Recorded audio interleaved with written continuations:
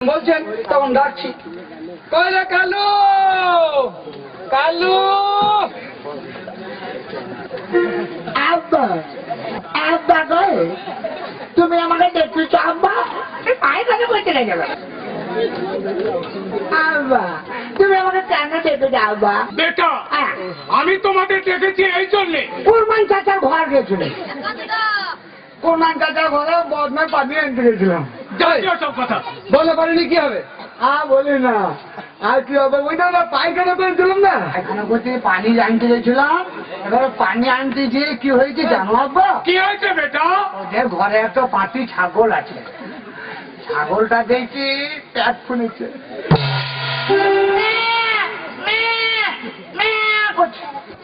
এবারে ছাগলটাকে চাচাকে বলছি, চাচা তোমার এই ছাগলটা ভেবাই যেখানে ওটা বাচ্চা হবে। তাই জন্য আব্বা কি বেটা? আমাদের বাড়িতে এসে দেখছি কি আমাদের পাঁঠাটারও পেট ফুলে যাবে, পাঠাও ভেবাইছে। তোর হারাম দাদা, আমার মনে হয় চাল টাল খেয়েছে সেই জন্য ভেবাচ্ছে। পাঠা কেমন করে চেঁচাচ্ছে জানো? কেমন করে? ও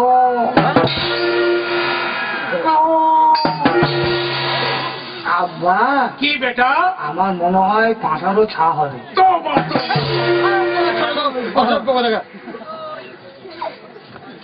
কি দেখছিস? বড় ভাই, ছোট ভাই, কি হলো? তবে আব্বারও তো পেট ভরে গেলে। আরে ও কথা বলতে নেই। আমার মনে হয় আব্বারও বাচ্চা হবে। বেটা, তোমাদের কেন ডেকেছি জানো? কেন আব্বা? হ্যাঁ বলুন। আমি মনে মনে স্থির করেছি তোমাদের 3 ভাইকে আমার টাকা পয়সা বিষয় সম্পত্তি সব বুঝিয়ে দিয়ে আমি মক্কা শরীফে হজ কায়েম করতে যাব। আব্বা কি বেটা? তুমি দাড়ি কামাতে যাবো? আরে না, দাড়ি কামাতে নয়, হজ কায়েম করতে। তুমি হজ করতে যাবে? মানে আমাদের মুসলমানরা হজ করতে যায় সেই জায়গায় যাবে? হ্যাঁ বেটা। বেশ বেশ আব্বা, তাহলে আমাদের জমি জায়গা কিছু নেই? আছে, কি আছে? আমাদের জমি আছে 60 বিঘা জমি, আর 60,000 টাকা আব্বাজান, তাহলে আমাদের বিষয় সম্পত্তির মাঝে আর কেউ নাই তো? আছে বেটা, তোমার চাচা তো বইন আছে। হ্যাঁ মানে সেই কইলু? হ্যাঁ, কইনো। যে কলকাতা লেখাপড়া করে? হ্যাঁ, সে কলকাতা কলেজে লেখাপড়া করে।